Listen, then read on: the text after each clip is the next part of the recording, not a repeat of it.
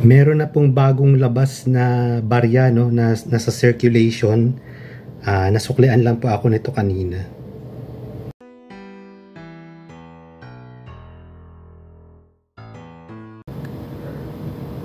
So ito po yung tinutukoy kong bagong labas na pera sa circulation, no.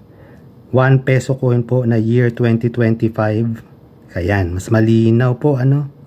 Ayan, year 2025 na po yan.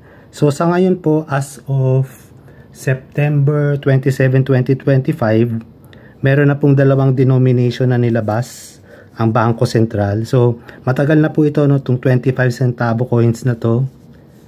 Parang mahigit isang buwan na yata o mga 2 months ago na vlog ko na to nung bagong labas pa lang siya. So ngayon, ito po, meron ng year 2025. Ayan, mas malinaw. Pasensya na po, gabi na kasi pangit na talaga yung lighting.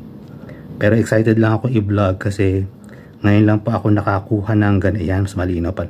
Ngayon lang po ako nakakuha ng ganitong barya.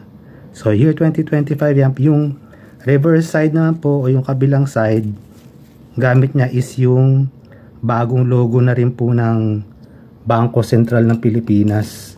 Katulad na rin po nung bagong labas na 25 centavo coin. Ayan, yan yung logo. Bago na yung logo. So sa ngayon po,